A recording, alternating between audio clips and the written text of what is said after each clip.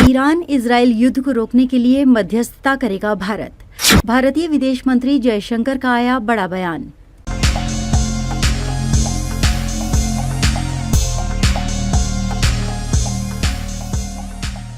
भारतीय विदेश मंत्री एस जयशंकर ने कहा कि भारत मध्य पूर्व में बढ़ते संघर्ष को लेकर चिंतित है, क्योंकि इजरायल और ईरान के बीच तनाव एक बड़े पैमाने पर युद्ध में विकसित होने का जोखिम है। उन्होंने कहा कि उस चिंता के हिस्से के रूप में भारत चर्चा और कूटनीति के माध्यम से इस मामले में शामिल हो सकता है।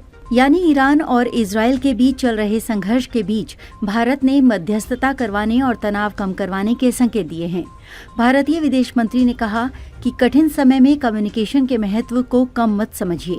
अगर कुछ बातें कही जानी हैं और आगे बढ़ाई जानी हैं, तो मुझे लगता है कि ये सभी योगदान हैं जो हम कर सकते हैं और हम करते हैं। आपको बता दें कि विदेश मंत्री एस जयशंकर ने वॉशिंगटन में एक थिंक टैंक के साथ बातचीत के दौरान ये बातें ईरान की तरफ से इजरायल के खिलाफ मिसाइलों की बौछार शुरू करने से कुछ घंटे पहले कही हैं। उन्होंने कहा, हम संघर्ष के व्यापक होने की संभावना से चिंतित हैं, न सिर्फ लेबनान में जो हुआ बल्कि हूतियों और लाल सागर में भी, और ईरान और इजरायल के बीच जो कुछ भी घटित होता है उससे भी।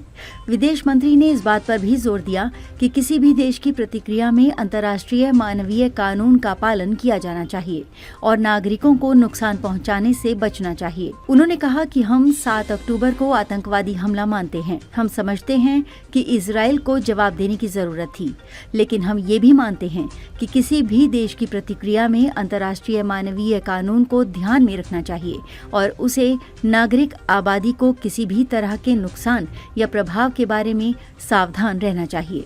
उन्होंने कहा, किसी तरह का अंतर्राष्ट्रीय मानवीय प्रयास होना महत्वपूर्ण है।